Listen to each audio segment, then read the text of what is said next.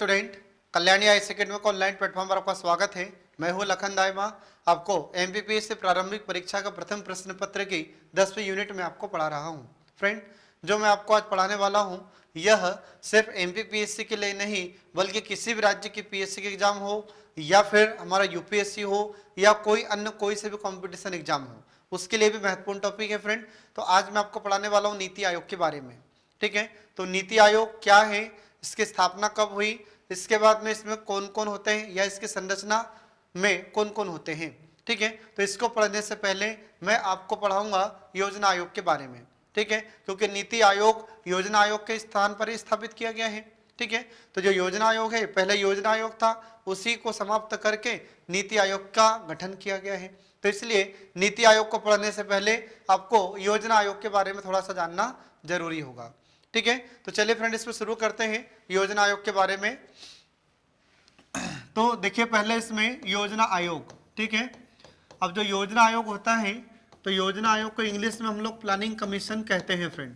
ठीक है, इसको इंग्लिश में क्या कहा जाता है, प्लानिंग कमीशन, और हिंदी में इसका नाम होता है योजना आयोग। अब नाम से स्पष्ट है कि नाम इसका योजना आयोग है, तो सीधी सी बात है कि क्या करता होगा, योजना बनाने का कार्य करता होगा। तो इस योजना आयोग की स्थापना या योजना आयोग का गठन क्यों किया गया था, तो हमारे भारत में जब पंचवर्षीय योजनाओं की शुरुआत की गई थी, इसके बाद फिर हमारे भारत का विकास कैसे हो, देश का विकास कैसा हो, जनता का विकास कैसा हो, आर्थिक सामाजिक और राजनीतिक विकास कैसा हो, तो इसको बढ़ावा देने के लिए हमारे भारत में एक आयोग की स्थापना की जाती है और इस आयोग का नाम होता है योजना आयोग। और इस योजना आयोग की स्थापना कब की जाती है फ्रेंड, तो इस योजना आयोग की स्थापना आपको याद रखना होगा 15 मार्च। कब स्थापना की जाती है, 15 मार्च 1950 को इस योजना आयोग की स्थापना की जाती है। ठीक है, अब इसकी संरचना किस प्रकार की होती थी या इसमें कौन कौन होते थे, तो इसकी संरचना की हम बात करें तो इसमें अध्यक्ष होते थे, इसमें एक अध्यक्ष होता था, इसके बाद फिर एक उपाध्यक्ष होता था, इसके बाद फिर सदस्य होते थे, एक इसमें सदस्य होता था और इसके बाद एक सचिव होता था। ये इसकी संरचना होती थी फ्रेंड, किसकी, योजना आयोग की। ठीक है, अब जो योजना आयोग का अध्यक्ष होता था तो ये कौन होता था, तो योजना आयोग के अध्यक्ष हमारे प्रधानमंत्री होते थे। कौन होते थे, तो योजना आयोग के अध्यक्ष हमारे प्रधानमंत्री होते थे फ्रेंड। ठीक है ना, प्रधानमंत्री। तो इसमें हम देखते हैं कि उस समय भी योजना आयोग के अध्यक्ष हमारे प्रधानमंत्री थे और आज भी नीति आयोग के प्रधानमंत्री हमारे अध्यक्ष होते हैं। और इसके बाद फिर अगला देखते हैं इसमें, जैसे कि जो उपाध्यक्ष हैं, तो उपाध्यक्ष किसको बनाया जाता था, तो उपाध्यक्ष में हम देखते हैं कि कोई भी केंद्रीय मंत्री होता था और उस केंद्रीय मंत्री को इसका उपाध्यक्ष बनाया जाता था या किसी और भी सदस्य को उपाध्यक्ष बना दिया जाता था। तो जिसे भी सदस्य बनाया जाता, जिस सदस्य को इस योजना आयोग का अध्यक्ष उपाध्यक्ष बनाया जाता था तो उसे कैबिनेट मंत्री का दर्जा दिया जाता था। उसको किस प्रकार का दर्जा प्राप्त होता था, तो उसे कैबिनेट मंत्री का दर्जा प्राप्त होता था। फिर इसके बाद में इसमें सदस्य कौन होते थे, तो जो केंद्रीय मंत्री होते थे, मतलब हमारी केंद्र सरकार के जो मंत्री होते थे, तो केंद्रीय मंत्री को या केंद्रीय सरकार के जो मंत्री होते थे उन्हें यहाँ पर सदस्य के रूप में नियुक्ति किया जाता था। फिर इसके बाद में इसमें सचिव कौन होता था, तो सचिव कोई भी इसमें एक आईएएस ऑफिसर होता था। ठीक है फ्रेंड, तो ये तो हो गई इसकी संरचना की बात। ठीक है, अब ये काम क्या करता था योजना आयोग, तो योजना आयोग का जो काम होता था वो यह था कि हमारे भारत में सामाजिक, आर्थिक और राजनीतिक विकास को बढ़ावा देना, ये इसका सबसे पहला काम था। किसका, योजना आयोग का। ठीक है, अब इसके बाद में तो इसका पहला कार्य क्या हुआ फ्रेंड, इसका पहला कार्य था यहाँ पर योजना आयोग का, तो पहला काम क्या था कि सामाजिक, इसके बाद फिर आर्थिक, सामाजिक, आर्थिक और राजनीतिक विकास करना, सामाजिक, आर्थिक और राजनीतिक विकास करना, ये इसका काम था पहला।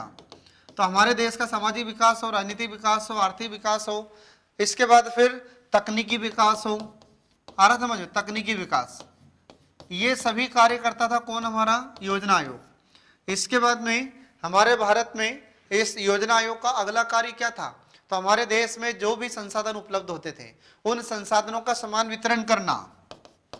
आ रहा समझ में, संसाधनों का समान वितरण करना। तो संसाधनों का समान वितरण, इसका मतलब क्या हो जाता है, तो इसका मतलब ये हो जाता है कि आपने देखा होगा कि हमारे भारत में जैसे गेहूं का उत्पादन सबसे ज्यादा उत्तर प्रदेश में होता है, तो क्या उस गेहूं का उपयोग अकेले उत्तर प्रदेश ही करता है क्या, और भी राज्यों में उसको डिस्ट्रीब्यूट किया जाता है, उसका वितरण किया जाता है।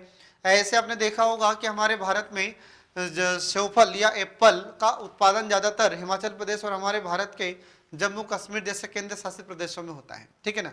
तो जम्मू कश्मीर केंद्र शासित प्रदेश है और हिमाचल प्रदेश एक राज्य है वर्तमान में, तो यहाँ पर एप्पल की खेती या सेवफल का उत्पादन सबसे ज्यादा होता है। तो क्या हमारे मध्य प्रदेश में, हमारे उत्तर प्रदेश में, हमारे राजस्थान में, इन राज्यों में एप्पल लोगों को नहीं मिलता है क्या खाने के लिए? मिलता है। तो ऐसा अपन देखते हैं कि हिंदुस्तान में, हमारे भारत में कोई सा भी खनिज हो या कोई सी भी वस्तु हो या कोई सी भी चीज हो या कोई सा फल हो, तो इन संसाधनों का समान वितरण करने का कार्य कौन करता था? हमारा योजना आयोग करता था फ्रेंड, ठीक है। तो इसके बाद फिर और क्या काम करता था ये?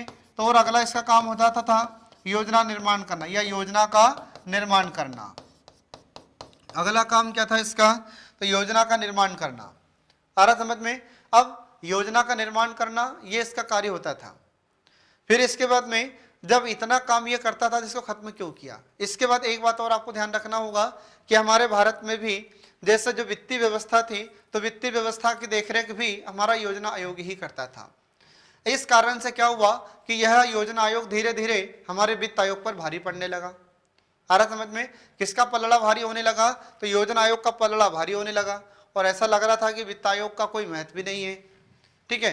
अब इसको खत्म क्यों किया गया? तो इस योजना आयोग को खत्म करने का कारण यह था कि इस योजना आयोग में किसी भी राज्य के मुख्यमंत्रियों को शामिल नहीं किया गया था। यह योजना आयोग हमारे भारत में केंद्रीकरण का सबसे बड़ा उदाहरण था। यह सिर्फ केंद्र सरकार का ही प्रतिनिधित्व करता था। आ रहा समझ में? इसमें राज्यों की भागीदारी नहीं होती थी। इसमें सिर्फ केंद्र सरकार के जो केंद्रीय मंत्री होते थे वही सदस्य होते थे। प्रधानमंत्री अध्यक्ष होता था। इसके बाद में एक किसी सदस्य को उपाध्यक्ष बनाया जाता था, जिसे कैबिनेट मंत्री का दर्जा दिया जाता था। फिर इसके बाद में जो सचिव होता था, सचिव भी IAS होते थे। इसमें राज्यों की कोई भागीदारी नहीं होती थी। इस कारण से वर्तमान सरकार ने इसे 1 जनवरी 2015 में समाप्त करके एक नया आयोग स्थापित किया, जिसका नाम हुआ नीति आयोग। और ये जो नीति आयोग होता है फ्रेंड, यह नीति आयोग हमारे भारत में सभी राज्यों का प्रतिनिधित्व करता है। सभी राज्यों के मुख्यमंत्री, उपराज्यपाल, प्रशासक, इसके बाद में केंद्रीय मंत्री, ये इसके सदस्य होते हैं नीति आयोग के। आ रहा समझ में? तो ये आपको ध्यान रखना होगा फ्रेंड। चलिए अब शुरू करते हैं नीति आयोग को। और जो नीति आयोग होता है, तो नीति आयोग ध्यान रखना फ्रेंड, इसमें इसका फुल फॉर्म क्या होता है? तो नीति आयोग का फुल फॉर्म भी आपको याद रखना होगा। तो नेशनल इंस्टीट्यूशन ट्रांसफॉर्मिंग इंडिया, राष्ट्रीय भारत परिवर्तन संस्थान, ये इसका हिंदी अर्थ होता है, ठीक है। तो हमारे भारत में इसकी आवश्यकता क्यों हुई? तो थोड़ी देर पहले मैंने आपको बताया कि हमारे भारत में जो योजना आयोग था, योजना आयोग सिर्फ केंद्र का ही प्रतिनिधित्व करता था, ये राज्यों का प्रतिनिधित्व नहीं करता था। इस कारण से उस योजना आयोग को समाप्त कर दिया था। तो हमारी भारत सरकार ने 2014 में ही, अगस्त 2014 में ही इस योजना आयोग को समाप्त करने की घोषणा कर दी थी और उसके स्थान पर एक आयोग गठित करने की घोषणा की थी।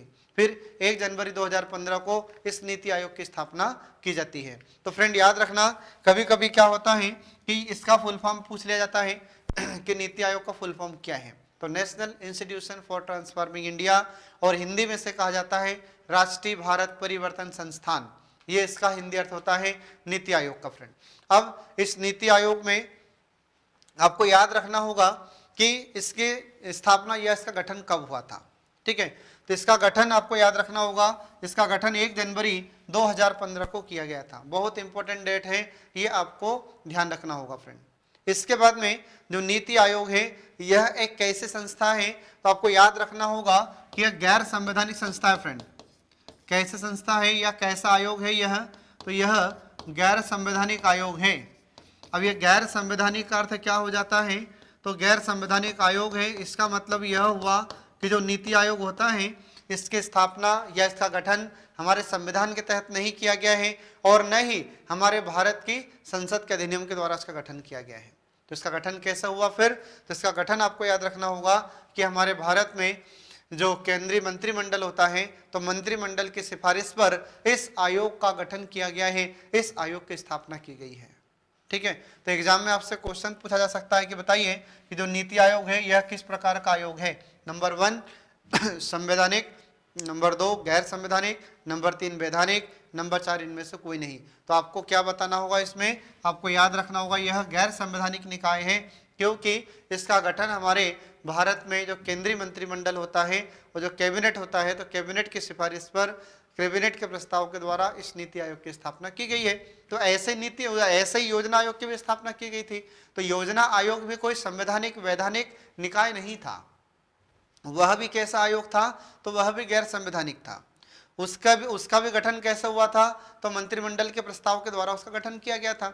ऐसे ही मंत्रिमंडल के प्रस्ताव के द्वारा नीति आयोग का भी गठन किया गया है।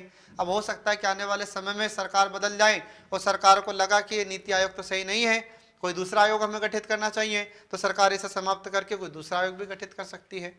ठीक है, तो इसका गठन वर्ष आपको याद रखना होगा 1 जनवरी 2015 को। अब इसके बाद में जो नीति आयोग होता है, तो नीति आयोग सरकार के थिंक टैंक के रूप में कार्य करेगा। अब ये थिंक टैंक का क्या मतलब हो जाता है, तो इसमें हम देखेंगे थिंक टैंक के अंतर्गत हमारे भारत में कुछ विशेषज्ञों की टीम कार्य करेगी। ठीक है, और ये विशेषज्ञों की टीम हमारी भारत सरकार को, मतलब हमारे कैबिनेट को, हमारे मंत्रियों को ये सलाह देंगे। हमारी सरकार के लिए जो उचित सलाह होगी, ये इस थिंक टैंक के सदस्य सरकार को सलाह देंगे। इस थिंक टैंक के अंतर्गत विद्वान और जो विशेषज्ञ होते हैं उनको इसमें शामिल किया जाएगा। तो जो भी विशेषज्ञ अपने अपने विषय के, अपने क्षेत्र के विशेषज्ञ होते हैं, उनको इस थिंक टैंक में शामिल किया जाएगा। इसके बाद में जो भी विद्वान अपने अपने क्षेत्र के विद्वान हैं, उनको इस थिंक टैंक में शामिल किया जाएगा और ये हमारी भारत सरकार को समय समय पर उचित सलाह देंगे। ये आपको ध्यान रखना होगा फ्रेंड। इसके बाद फिर अगला आ जाता है कि जो हमारा नीति आयोग है, यह सहकारी संघवाद को बढ़ावा देगा। अब सहकारी संघवाद को बढ़ावा कैसे देगा, तो थोड़ी देर पहले मैंने आपको बताया है कि जो योजना आयोग था, ठीक है, तो योजना आयोग एक केंद्रीय आयोग था। केंद्रीकरण का सबसे बड़ा उदाहरण था हमारे भारत में योजना आयोग। तो योजना आयोग में किसी भी राज्य की भागीदारी नहीं थी, आ रहा समझ में। लेकिन जो नीति आयोग है, तो नीति आयोग में हमारे राज्यों की भी, हमारे भारत में जितने भी राज्य हैं, इन सभी राज्यों की भागीदारी को सुनिश्चित किया गया है। आ रहा समझ में, इसमें राज्यों की भागीदारी को भी सुनिश्चित किया गया है। अब इसमें क्या होगा कि हमारी केंद्र सरकार और हमारे राज्यों की सरकार, अब ये दोनों मिलकर डिसीजन लेगी। केंद्र सरकार, राज्य सरकार दोनों मिलकर कोई ना कोई निर्णय लेगी, जिससे क्या होगा कि फिर जब दोनों सरकार मिलकर निर्णय लेगी, अब जो भी फिर नीति बनेगी या जो भी कानून बनाया जाएगा, उसमें राज्यों के द्वारा किसी प्रकार का कोई विवाद खड़ा नहीं किया जाएगा। आ रहा समझ में। तो सहकारी संघवाद को बढ़ावा देना, ये इसका मूल उद्देश्य होता है। सहकारी मतलब सहयोग और संघवाद मतलब संघ को। ठीक है, तो इसमें यह प्रावधान किया गया है कि सहकारी संघवाद को बढ़ावा देना, इसका सीधा सा मतलब जो मैंने आपको बताया है कि केंद्र सरकार और राज्य सरकार मिलकर अब इसमें निर्णय लेंगे। दोनों के सहयोग से ही कोई नीति का निर्माण होगा या फिर कोई भी कानून बनेगा। ठीक है, जब ऐसा सहयोग के रूप में कार्य करेंगे हमारे भारत में राज्यों और इसके बाद केंद्र, तो केंद्र और राज्य दोनों मिलकर जब साथ साथ करेंगे काम, तो हमारे देश में तेजी से विकास होगा। आ रहा समझ में। जब दोनों सरकार मिलकर कार्य करेगी तो देश का विकास जल्दी से होगा। और जो भी पिछड़ा हुआ राज्य है, इसके बाद में उस पिछड़े हुए राज्य को विकसित राज्य की श्रेणी में लाना, तो ये सब दोनों सरकारें, केंद्र सरकार राज्य सरकार मिलकर कार्य करेगी। इसी को कहा जाता है सहकारी संघवाद को बढ़ावा देना। तो ये आपको ध्यान रखना होगा फ्रेंड। अब जिस नीति आयोग की हम लोग बात कर रहे हैं, इस नीति आयोग की संरचना किस प्रकार की है। ठीक है, अब इस नीति आयोग में होता कौन कौन है, तो आपको याद रखना होगा कि इस नीति आयोग में एक अध्यक्ष होता है। अब ध्यान रहे फ्रेंड, इसमें अध्यक्ष कौन होते हैं, तो इसमें अध्यक्ष हमारे भारत के प्रधानमंत्री होते हैं। ठीक है, तो हमारे भारत में जब इसकी स्थापना की जाती है, इसका गठन किया जाता है किसका, नीति आयोग का, तो इसके प्रथम अध्यक्ष कौन बनाए गए थे, तो हमारे भारत के प्रधानमंत्री वर्तमान श्री नरेंद्र मोदी जी, ये इसके अध्यक्ष थे। आ रहा समझ में। तो अध्यक्ष कौन होते हैं, भारत के प्रधानमंत्री। तो जब इसका गठन किया गया था, जब भी नरेंद्र मोदी प्रधानमंत्री थे, और अभी वर्तमान में भी देखा जाए तो वर्तमान अध्यक्ष भी प्रधानमंत्री नरेंद्र मोदी ही हैं। ठीक है फ्रेंड, तो ये आपको याद रखना होगा। फिर इसके बाद में इसमें एक उपाध्यक्ष की भी व्यवस्था की गई है। अब जो उपाध्यक्ष होता है, तो उपाध्यक्ष किसे बनाया जाएगा, तो हमारे प्रधानमंत्री जी के द्वारा एक व्यक्ति की नियुक्ति की जाएगी, जिसमें आपको ध्यान रखना होगा। तो किसके द्वारा नियुक्ति होगी इसमें उपाध्यक्ष की, तो इसमें प्रधानमंत्री के द्वारा इसकी नियुक्ति की जाएगी। अब यह प्रधानमंत्री के द्वारा जब नियुक्त होगा, तो फिर प्रथम इसमें उपाध्यक्ष कौन था हमारा नीति आयोग का, तो इसमें आपको ध्यान रखना होगा कि इसमें प्रथम उपाध्यक्ष कौन थे, तो आपको याद रखना होगा फ्रेंड कि प्रथम उपाध्यक्ष इसके अरविंद पनगड़िया थे। कौन थे? अरविंद पनगड़िया, ये इसके प्रथम उपाध्यक्ष बनाए गए थे, ये आपको ध्यान रखना होगा। और इसके वर्तमान उपाध्यक्ष कौन है, तो आपको याद रखना होगा कि इसके वर्तमान उपाध्यक्ष डॉक्टर सुमन बेरी। कौन है? तो इसके वर्तमान उपाध्यक्ष डॉक्टर सुमन बेरी, ये इसके उपाध्यक्ष नियुक्त किए गए हैं।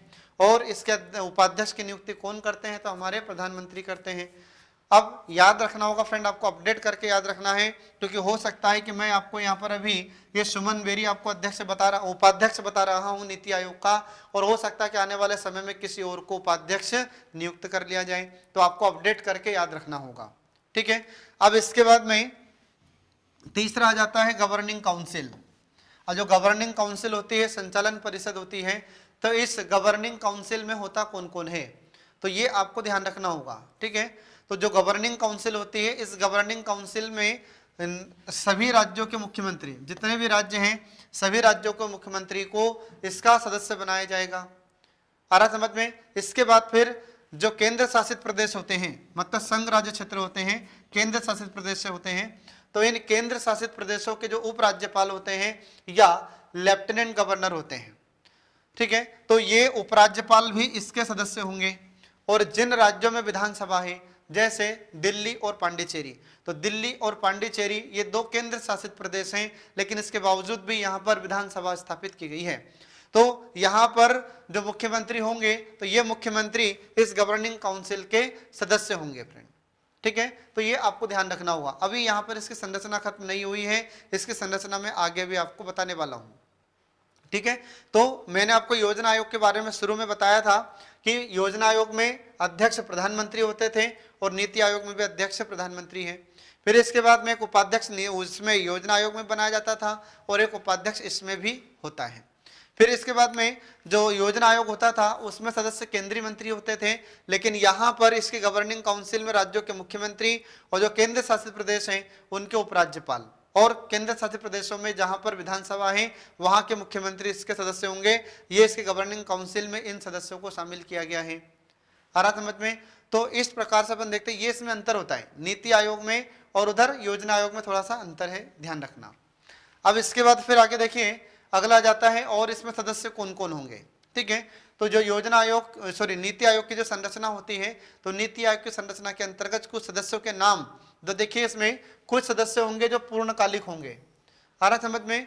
पूर्णकालिक का मतलब क्या होगा कि इसमें ऐसे सदस्य होंगे जिनको यहाँ पर सदस्य के रूप में जब नियुक्त किया जाएगा तो 5 सदस्य इसमें होंगे और उनके कार्यकाल 5 वर्ष से पूरा होने तक ये कार्य इसमें करेंगे। इसके बाद फिर अगला जाता है पदेन सदस्य। और जो पदेन सदस्य होते हैं, तो पदेन सदस्य का मतलब क्या होता है, तो ये पद पर रहते हुए कार्य करते हैं। ऐसे सदस्यों को पदेन सदस्य हम कहते हैं। और ऐसे पदेन सदस्य कहाँ से लिए जाएंगे, तो ऐसे पदेन सदस्य केंद्रीय मंत्री परिषद के होंगे। और इसमें कितने सदस्य होंगे? इसमें 4 सदस्य होंगे। और इन्हें कौन मनोनीत करेंगे, तो हमारे भारत के प्रधानमंत्री के द्वारा इन्हें नियुक्त किया जाएगा, नामित किया जाएगा। ठीक है, तो प्रधानमंत्री के द्वारा इन्हें नामित किया जाएगा या नॉमिनेट किया जाएगा या मनोनीत किया जाएगा। और ये 4 सदस्य कौन होंगे, तो ये 4 सदस्य हमारी केंद्रीय मंत्री परिषद के ही होंगे। फिर इसके बाद में अगला जाता है विशेष आमंत्रित सदस्य। तो इसमें कुछ ऐसे सदस्य होंगे जो अपने अपने क्षेत्रों के या विभिन्न क्षेत्रों के विशेषज्ञ होंगे। तो जो भी विशेषज्ञ अपने फील्ड का, अपने क्षेत्र का विशेषज्ञ है, तो उन्हें यहाँ पर नॉमिनेट किया जाएगा, मनोनीत किया जाएगा। तो ऐसे सदस्यों को, ऐसे विशेष आमंत्रित सदस्यों को मनोनीत कौन करेंगे, तो हमारे भारत के प्रधानमंत्री के द्वारा इन्हें मनोनीत किया जाएगा। ये आपको ध्यान रखना होगा फ्रेंड। फिर इसके बाद में अगला आ जाता है अंशकालिक सदस्य। तो अंशकालिक का मतलब होता है कुछ समय के लिए जो सदस्य नियुक्त किए जाएंगे या इन्हें नॉमिनेट किया जाएगा। ठीक है, तो ऐसे कुछ सदस्य होंगे जिसको हम अंशकालिक सदस्य कहते हैं। तो ये अंशकालिक सदस्य कुछ समय के लिए मनोनीत किए जाएंगे, नॉमिनेट किए जाएंगे। तो इसमें कहाँ के सदस्यों को, कौन कौन से सदस्यों को इसमें शामिल किया जाएगा, तो इसमें जो विश्वविद्यालय होंगे, तो हमारे भारत में जो फेमस यूनिवर्सिटीज होगी, जो अग्रणी विश्वविद्यालय हैं, तो अग्रणी विश्वविद्यालय के जो शोध संस्थान होते हैं, और इन शोध संस्थाओं से अधिकतम 2 पदेन सदस्यों को अंशकालिक सदस्य के रूप में बारी बारी से यहाँ पर इसमें मनोनीत किया जाएगा। ठीक है, तो ये आपको ध्यान रखना होगा फ्रेंड। फिर इसके बाद में अगला देखिए, इसमें अगला जाता है इसमें अन्य सदस्यों में ही एक इसमें मुख्य कार्यकारी अधिकारी होगा और इसमें एक सचिवालय की व्यवस्था भी होगी, लेकिन सचिवालय तो आवश्यकता के अनुसार होगा। उससे पहले देखिए मुख्य कार्यकारी अधिकारी, और जो मुख्य कार्यकारी अधिकारी होता है इसको सीईओ के नाम से भी जाना जाता है। किसके नाम से? सीईओ। सीईओ का फुल फॉर्म क्या होता है? तो इसका फुल फॉर्म होता है चीफ एग्जीक्यूटिव ऑफिसर। हिंदी में कहा जाएगा मुख्य कार्यकारी अधिकारी या मुख्य कार्यपालन अधिकारी। तो ये मोस्टली आईएएस होता है, ये आपको ध्यान रखना होगा। और यह कौन होगा सीईओ? तो हमारे भारत सरकार का जो सचिव होगा, तो भारत सरकार के सचिव स्तर का अधिकारी यहाँ पर मुख्य कार्यकारी अधिकारी होगा और इसकी नियुक्ति भी हमारे भारत के प्रधानमंत्री के द्वारा ही की जाएगी। तो ऐसे प्रथम इस नीति आयोग के सीईओ कौन थे? तो आपको याद रखना होगा कि इस सीईओ जो नीति आयोग के प्रथम सीईओ जिनका नाम आपको जरूर याद रखना होगा, तो प्रथम सीईओ थे इसमें सिंधु श्री खुल्लर। कौन थे? सिंधु श्री खुल्लर। तो ये इसके प्रथम सीईओ बनाई गई थी, ये आपको ध्यान रखना होगा फ्रेंड। फिर इसके बाद में अभी वर्तमान सीईओ कौन है नीति आयोग के? तो नीति आयोग के जो वर्तमान सीईओ हैं उनके नाम आपको ध्यान रखना होगा, परमेश्वरन अय्यर। परमेश्वरन अय्यर ये इसके वर्तमान सीईओ हैं, जो आपको याद रखना होगा फ्रेंड। और सीईओ कौन होता है? तो ये हमारे भारत सरकार के सचिव स्तर का अधिकारी होता है और इनकी नियुक्ति हमारे प्रधानमंत्री के द्वारा एक निश्चित कार्यकाल के लिए की जाती है। इसके बाद फिर जो हमारा नीति आयोग है इसका एक सचिवालय भी होगा जिसमें एक सचिव बैठेगा और इसके अलावा एक पूरा इनका प्रशासनिक अमला कार्य करेगा, लेकिन ये आवश्यकता के अनुसार गठित होगा, ये आपको ध्यान रखना होगा फ्रेंड। तो इस प्रकार से यहाँ पर हमने आपको नीति आयोग की संरचना के बारे में बताया है। ठीक है फ्रेंड, अब एग्जाम में जैसा आपसे क्वेश्चन पूछें वैसा आपको आंसर बताना होगा। अब इसके बाद में अगला जाता है कि हमारे भारत का जो नीति आयोग है, तो नीति आयोग की शाखाएं कौन कौन सी होती है? तो नीति आयोग में 3 शाखाएं होती हैं जो आपको ध्यान रखना होगा फ्रेंड। एग्जाम में आपसे अगर क्वेश्चन पूछा जाए कि बताइए नीति आयोग की शाखाएं कितनी होती है, तो नीति आयोग की 3 शाखा होती है। और ये 3 शाखा कौन कौन सी होती है? तो एक हो जाती है इसमें शोध शाखा, दूसरी होती है टीम इंडिया शाखा और तीसरी होती है परामर्शदात्री शाखा। ये 3 शाखाएं होती है नीति आयोग की। आगे समझ में। अब पहली आती है शोध शाखा। अब पहली शाखा इसमें शोध शाखा है, तो यह शोध शाखा क्या काम करती है फ्रेंड? तो इसमें जो शोध शाखा होती है, इस शोध शाखा में रिसर्च ब्रांच में इसमें विशेषज्ञ होते हैं। इसमें कौन होगा? तो इसमें विशेषज्ञ होते हैं फ्रेंड। ठीक है, अब जो विशेषज्ञ होते हैं ये क्या करते हैं? तो विशेषज्ञ अपने अपने क्षेत्र के इसमें विशेषज्ञों को शामिल किया जाता है और ये विशेषज्ञ और विद्वान, ठीक है, नई नई खोज करते रहते हैं। तो इसमें आपको ध्यान रखना होगा कि जो शोध शाखा होती है इसमें कौन कौन होता है? तो इसमें विशेषज्ञ होते हैं और विद्वानों को इसमें शामिल किया जाता है। तो ये विशेषज्ञ और ये विद्वान नए नए शोध करते रहते हैं, नए नए रिसर्च करते रहते हैं और ये भी हमारी केंद्र सरकार को सूचना देंगे। जो अगर कोई नया जो रिसर्च किया है या कोई नई शोध इन्होंने किया है तो इसकी जानकारी हमारी केंद्र सरकार को देती है शोध शाखा। फिर इसके बाद में अगला जाता है टीम इंडिया शाखा। तो कुल मिलाकर बात क्या है कि जो शोध शाखा होगी तो शोध शाखा भी क्या करेगी? तो ये भी हमारे देश के विकास से संबंधित ही सुझाव देगी। इसके बाद फिर अगली आ जाती है टीम इंडिया शाखा। और जो टीम इंडिया शाखा होती है, इस टीम इंडिया शाखा में कौन कौन होता है फ्रेंड? तो आपको याद रखना होगा कि इस टीम इंडिया शाखा में राज्यों के प्रतिनिधि होते हैं और इसके बाद फिर जो हमारे मंत्रालय होते हैं इनके प्रतिनिधि होंगे। मतलब क्या हुआ कि हमारी जो केंद्र सरकार होती है और राज्य सरकार होती है, तो राज्य सरकार के प्रतिनिधि को इसमें शामिल किया जाता है और हमारा जो केंद्रीय मंत्रालय होता है इनके प्रतिनिधि इसमें शामिल होते हैं। तो दोनों ही सरकार के प्रतिनिधियों को इस टीम इंडिया शाखा में शामिल किया जाता है। आ रहा समझ में? और इस टीम इंडिया शाखा के द्वारा हमारी केंद्र सरकार के बीच में और हमारे राज्य की सरकार के बीच में तालमेल को बैठाया जाता है। केंद्र सरकार और राज्य सरकार के बीच में तालमेल बैठाने में महत्वपूर्ण भूमिका इस टीम इंडिया शाखा की होती है, जो आपको ध्यान रखना होगा। इसके बाद फिर अगला जाता है परामर्शदात्री शाखा। और जो परामर्शदात्री शाखा होती है तो ये क्या करती है? तो इसमें भी कुछ विद्वानों की या कुछ विशेषज्ञों की टीम इसमें शामिल की जाती है और ये टीम क्या करती है या यह शाखा क्या करती है? परामर्शदात्री शाखा। तो यह परामर्शदात्री शाखा हमारी केंद्र सरकार को उचित सलाह देती है। जो भी क्षेत्र है, अगर किसी भी क्षेत्र से संबंधित हमारी केंद्र सरकार कोई सलाह मांगती है, कोई परामर्श इनसे मांगती है, तो यह परामर्शदात्री शाखा हमारी केंद्र सरकार को सलाह देती है, परामर्श देती है। आया समझ में? तो ये आपको इसमें ध्यान रखना होगा फ्रेंड। इसके बाद में हमारी केंद्र सरकार को ऐसा लगता है कि हमें किसी विदेशी विशेषज्ञों से या किसी दूसरे देश के अर्थशास्त्री से या किसी दूसरे देश के वैज्ञानिक से या किसी दूसरे देश के वकील से भी हमें सलाह लेने की आवश्यकता है, तो हमारी केंद्र सरकार ले सकती है। आ रहा समझ में? तो इस प्रकार से हम देखते हैं कि ये कुछ शाखाओं के बारे में मैंने आपको बताया है। अब जिस नीति आयोग की चर्चा हम लोग कर रहे हैं, इस नीति आयोग का उद्देश्य क्या है, ठीक है? तो देखिए इसमें नीति आयोग के कुछ उद्देश्य हैं, जिसमें पहला उद्देश्य है इसका नीति आयोग का कि राष्ट्रीय विकास के लिए एक साझा दृष्टिकोण विकसित करना है। आ रहा समझ में? तो इसका मतलब क्या हुआ? तो हमारे देश के विकास के लिए एक दृष्टिकोण विकसित करना है, जिसमें हमारी केंद्र सरकार और हमारी राज्य सरकार दोनों मिलकर कार्य करें। फिर इसके बाद में अगला आ जाता है कि आर्थिक नियोजन और नीति निर्माण में राष्ट्रीय सुरक्षा को सुरक्षित बनाए रखना। तो हमारे भारत में आर्थिक नियोजन को बनाए रखना है। अभी आर्थिक नियोजन क्या है? तो हमारे भारत में जो पंचवर्षीय योजनाएं पहले चल रही थी, तो 2012 के बाद में ये पंचवर्षीय योजनाओं का गठन नहीं हुआ है, ठीक है? तो अब इसमें हम देखते हैं कि हमारी भारत सरकार जब भी कोई पंचवर्षीय योजना बनाती है या जो भी योजनाएं बनाएगी, तो उसमें देश की सुरक्षा को, राष्ट्रीय सुरक्षा को भी ध्यान में रखना है। और इसके बाद में जो नीतियों का निर्माण किया जाएगा, तो कोई भी नीति का यदि निर्माण किया जा रहा है तो उसमें हमारी राष्ट्रीय सुरक्षा को भी ध्यान में रखा जाएगा। आ रहा समझ में? इसके बाद फिर अगला आ जाता है कि केंद्र के साथ साथ राज्यों को भी विकासवादी परिवर्तन में वास्तविक और सतत भागीदार बनाना है। इसका मतलब ये हुआ कि हमारी केंद्र सरकार और राज्य सरकार, तो केंद्र सरकार तो भागीदार है ही, साथ साथ जो राज्यों की सरकार होती है, तो इन राज्यों की सरकार को भी नीति आयोग में भागीदार बनाना है, ठीक है? उनको अगर कोई सलाह देना है तो वे सलाह दे सकते हैं, ठीक है? इसके बाद में अब केंद्र सरकार, राज्य सरकार दोनों यहाँ पर भागीदार के रूप में कार्य करेगी, दोनों साथ मिलकर लगातार निरंतर कार्य करेगी। फिर इसके बाद में अगला आ जाता है कि दीर्घकालीन योजना बनाना। तो दीर्घकाल के लिए, लंबे समय के लिए जो योजनाएं बनाई जाती है तो उसको कहा जाता है दीर्घकालीन योजना। और इसके बाद कार्यक्रम निर्माण करना। तो कोई कार्यक्रम यदि लागू करना है, शुरू करना है, तो उस कार्यक्रम को भी ये दोनों ही सरकारें मिलकर बनाएगी। और इसके बाद में समय अनुसार यदि आवश्यक कुछ है, परिवर्तन करने की आवश्यकता है, तो इन कार्यक्रमों में, इन योजनाओं में कुछ परिवर्तन भी किया जा सकता है।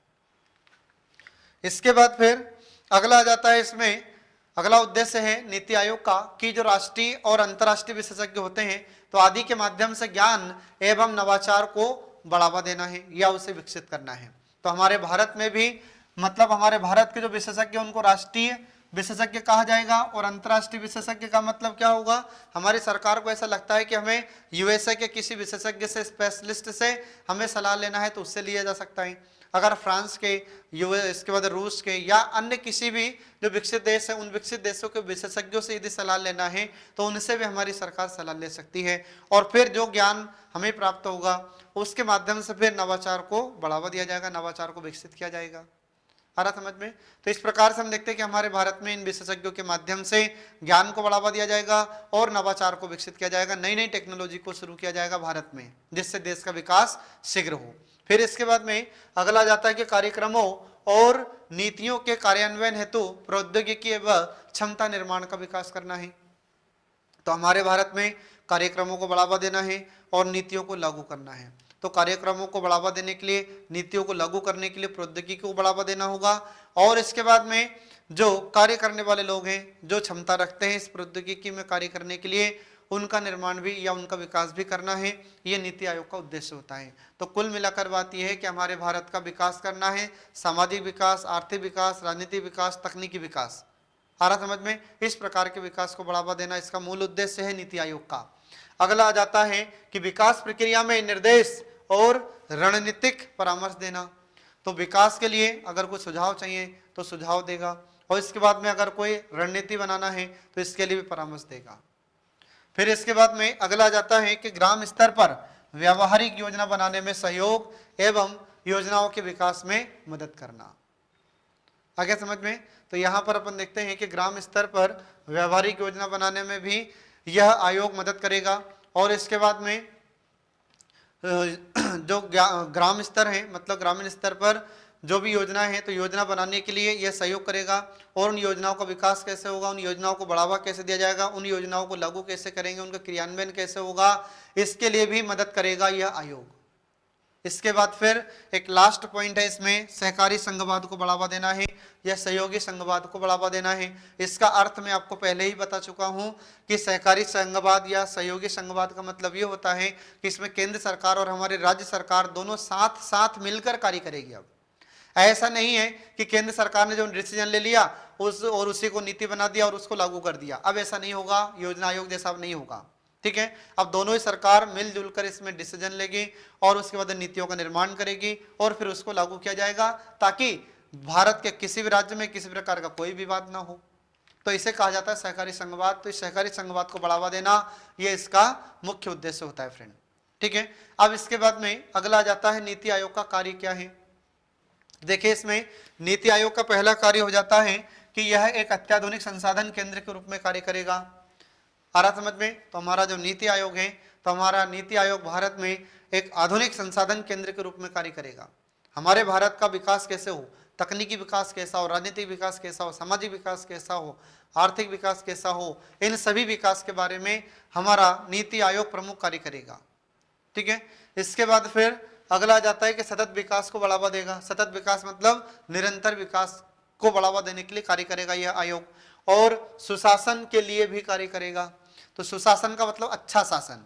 ठीक है, तो सुशासन का हम सरल अर्थ क्या समझते हैं, तो सुशासन का अर्थ हो जाता है अच्छा शासन, अभिशासन, राम राज्य, जिसमें शासक भी शासित हो, तो उसे हम सुशासन कहते हैं।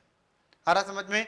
जैसे जब भगवान श्री राम का शासन काल था या भगवान श्री राम जब राजा थे, तो उनके शासन काल में जिस प्रकार से जनता अपने आप को सुखी अनुभव करती थी, ऐसे ही वर्तमान में भी जनता अपने आप को सुखी अनुभव करे, इसे कहा जाता है सुशासन। और इसमें जितने भी काम करने वाले लोग हैं, चाहे अधिकारी हो, चाहे कोई सा भी कर्मचारी हो, चाहे मंत्री हो, ये सभी अनुशासित रहकर कार्य करे, इसे ही कहा जाता है सुशासन, अच्छा शासन, अभिशासन या गुड गवर्नेंस। ठीक है, तो ये इसका कार्य होगा नीति आयोग का कि सुशासन को बढ़ावा देगा और लगातार या निरंतर विकास को बढ़ावा देगा। इसके बाद में अगला काम आ जाता है कि कार्यक्रमों का कार्यान्वयन करना या क्रियान्वयन करना। तो सरकार के द्वारा जो भी कार्यक्रम शुरू किए जाएंगे, उन कार्यक्रमों का क्रियान्वयन करेगा यह नीति आयोग। आ रहा समझ में? क्रियान्वयन का मतलब लागू करना उसे, और साथ ही जरूरी संसाधनों की पहचान करेगा यह। ठीक है, तो जैसे योजना आयोग भी कुछ संसाधनों की पहचान करता था, ऐसे यह भी संसाधनों की पहचान करेगा। तो कहाँ कहाँ पर कौन कौन से संसाधन हमें प्राप्त होंगे, इसकी जानकारी नीति आयोग हमारे सरकार को देगा। ठीक है, तो यह भी जो जरूरी संसाधन है उनकी पहचान करेगा, और जिससे कि वितरण की सफलता को मजबूती प्रदान किया जा सके।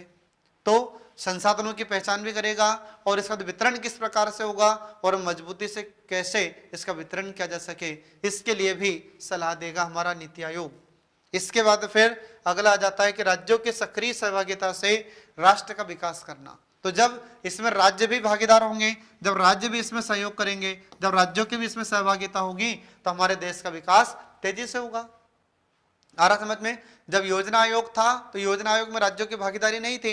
योजना आयोग ने जो भी निर्णय लिया, जो भी डिसीजन लिया, और उसको भारत में लागू कर दिया जाता था, जिसके कारण क्या होता था कि राज्यों में विरोध प्रदर्शन होते थे। लेकिन अब ऐसा नहीं होगा। क्यों नहीं होगा? क्योंकि राज्यों से पहले ही पूछ लिया जाएगा कि हम ये डिसीजन लेना चाह रहे हैं, इसमें आप सभी की क्या सहमति है। तो अब जब सभी राज्य मिलकर कहेंगे कि ठीक है, हम जो डिसीजन ले रहे हैं बहुत अच्छा है, और जब इसे राज्यों में लागू किया जाएगा, तो फिर इसका कोई भी राज्य विरोध नहीं करेगा। फिर इसके बाद में अगला जाता है कि संघवाद को बढ़ावा देने के लिए राज्यों के साथ उचित सहयोग, पहल एवं प्रक्रिया को बढ़ावा देना। इसका मतलब यह हुआ कि हमारे भारत में जो केंद्र सरकार और राज्य सरकार दोनों साथ मिलकर कार्य करेगी, तो इसमें संघवाद को बढ़ावा मिलेगा और राज्यों के साथ उचित सहयोग होगा। मतलब जो राज्य है, जब राज्यों से पूछा जाएगा, कोई भी नीति का निर्माण करते समय, कोई भी डिसीजन लेते समय राज्यों से भी पूछा जाएगा, तो राज्य इसको लागू करने में अपना सहयोग करेंगे। आ रहा समझ में? राज्य भी इसमें आगे रहकर पहल करेंगे, राज्य भी इसमें सहयोग करेंगे, और फिर हमारे देश का विकास आसानी से संभव हो सकेगा।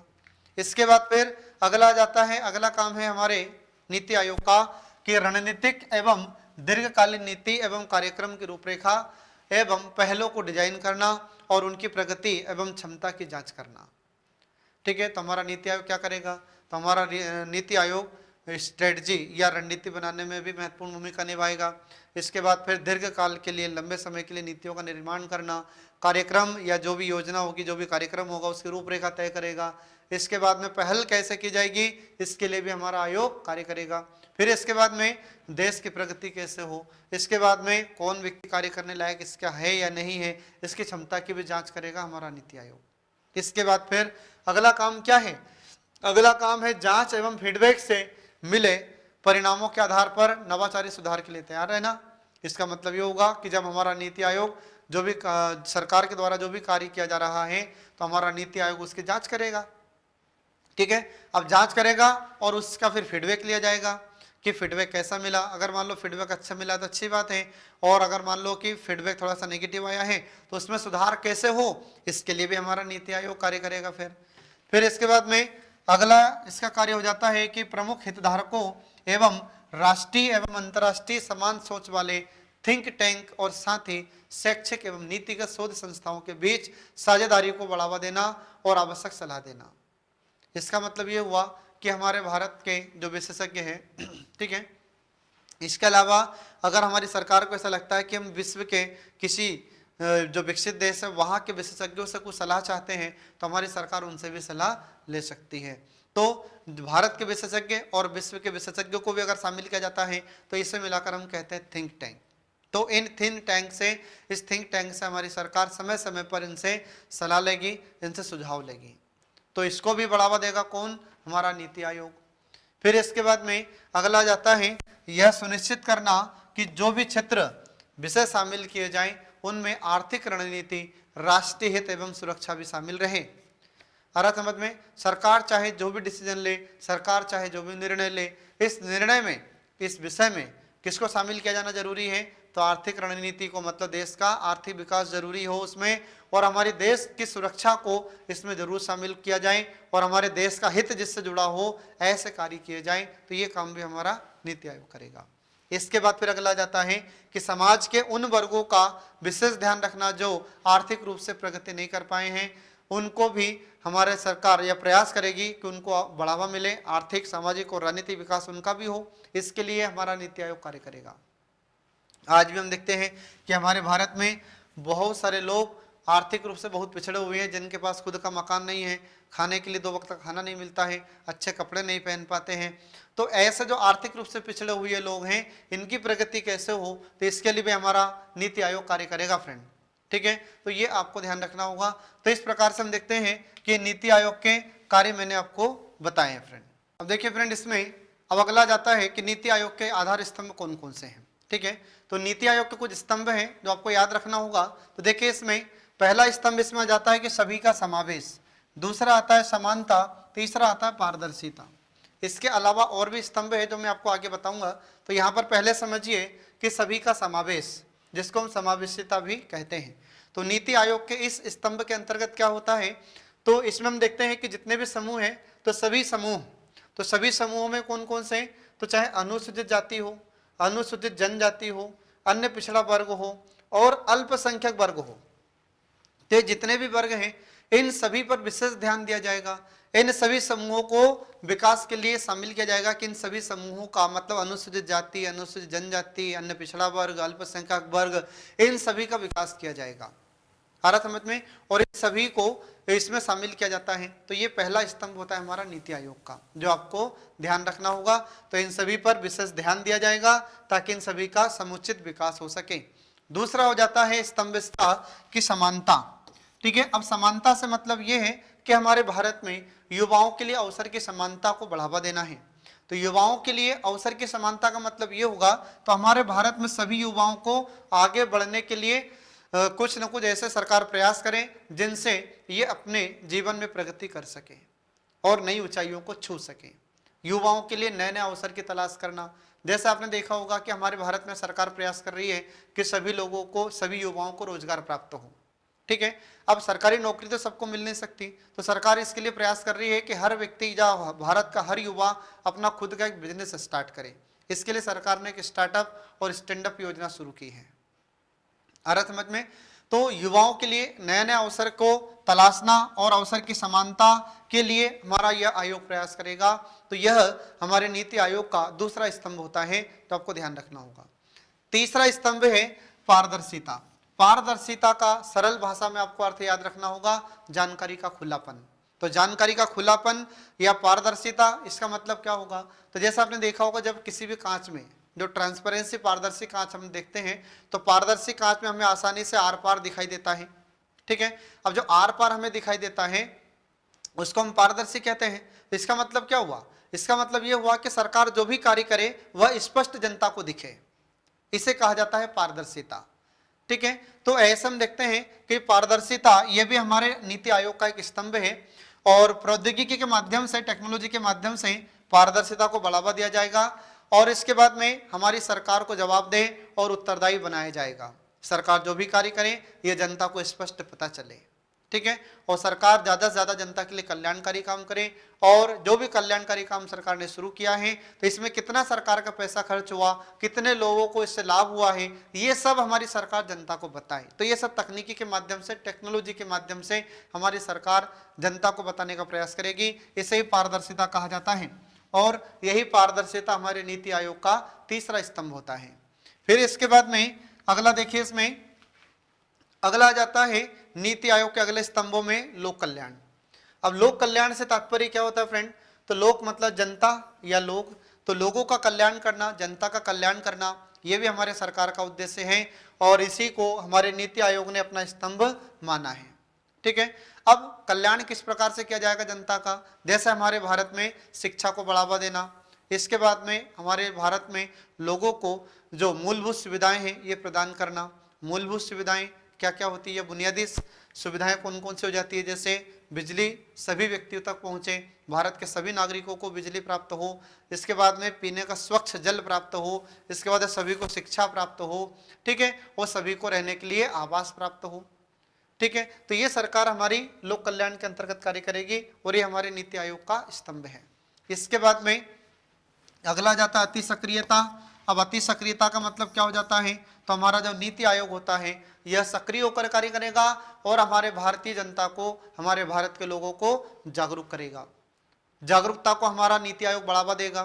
टेक्नोलॉजी के माध्यम से, तकनीकी के माध्यम से भारतीय नागरिकों को, भारतीय लोगों को जागरूक किया जाएगा, तो जागरूकता को बढ़ावा देगा। यह भी नीति आयोग का एक स्तंभ होता है।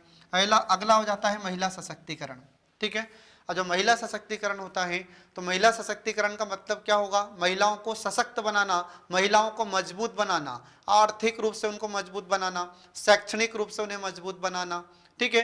तो इसे ही कहा जाता है महिला सशक्तिकरण। तो आज आपने देखा होगा कि हमारी भारत सरकार की ओर से महिलाओं को सशक्त बनाने के लिए, मजबूत बनाने के लिए सरकार कई महत्वपूर्ण कदम उठा चुकी है, और कई महत्वपूर्ण कार्य सरकार कर रही है, और कई कल्याणकारी योजना महिलाओं के लिए चला रही है। आ रहा समझ में? जैसे आपने देखा होगा जो सेल्फ हेल्प ग्रुप होता है, तो सेल्फ हेल्प ग्रुप के माध्यम से कुछ 10 महिलाएं इकट्ठी हो जाती हैं और अपना कोई छोटा मोटा बिजनेस स्टार्ट कर देती है। जैसे सिलाई मशीन का कार्य या सिलाई का कार्य हो, तो सरकार उनको मशीन कुछ अनुदान देकर सरकार उन्हें प्रदान करती है। फिर अगर कोई महिला जैसे अचार का छोटा मोटा अपना उद्योग शुरू करना चाहती है, अगरबत्ती मोमबत्ती जैसा कोई उद्योग शुरू करना चाहती है, तो सरकार उन्हें मदद करती है, ठीक है। तो महिलाओं को आर्थिक रूप से मजबूत बनाने के लिए हमारी सरकार प्रयास कर रही है, और यह भी हमारा नीति आयोग का स्तंभ होगा। फिर इसके बाद में शैक्षणिक रूप से, तो मतलब हमारे भारत में लड़कियों को, या जो भी युवतियां हैं, लड़कियां हैं, इनको ज़्यादा से ज़्यादा शिक्षा पर जोर दिया जाएगा सरकार की ओर से, ताकि लड़कियां भी पढ़े लिखे और आगे बढ़ें, ठीक है, ताकि ये भी आर्थिक रूप से मजबूत हो, ठीक है। इसके बाद में अगला आ जाता है सहयोग। तो नीति आयोग का अगला स्तंभ है सहयोग। तो यह सहयोग को अधिक बढ़ावा देता है। तो सहयोग मतलब क्या है? तो इसमें राज्यों का सहयोग लिया जाएगा, तो राज्य और केंद्र दोनों साथ मिलकर कार्य करेंगे। इसके बाद में अगला, यदि हमारी सरकार को ऐसा लगता है कि हमें हमारे भारत के नागरिकों से भी कुछ सहयोग की आवश्यकता है, तो हमारी सरकार उनसे भी गुजारिश कर सकती है। तो ये हमारे नीति आयोग का स्तंभ होता है। तो इस प्रकार से हम देखते हैं कि नीति आयोग के स्तंभ यहाँ पर समाप्त हो जाते हैं फ्रेंड। तो आपसे एग्जाम में क्वेश्चन कैसे पूछा जाएगा? तो एग्जाम में आपसे क्वेश्चन पूछा जाएगा कि नीति आयोग के स्तंभ कौन कौन से हैं, ठीक है। तो इनके नाम आपको ध्यान रखना होगा फ्रेंड, ठीक है। तो इस प्रकार से हम देखते हैं कि यह आज का हमारा सेशन यहाँ पर समाप्त हो जाता है। इस नीति आयोग का जो बचा हुआ पार्ट है वह मैं आपको अगली क्लास में पढ़ाऊंगा। तब तक के लिए पढ़ते रहिए, देखते रहिए कल्याणी आईएएस एकेडमी के सभी वीडियोस जो आपको प्रतियोगी परीक्षा में सफलता दिलाने में महत्वपूर्ण भूमिका निभाते हैं। Thanks for watching.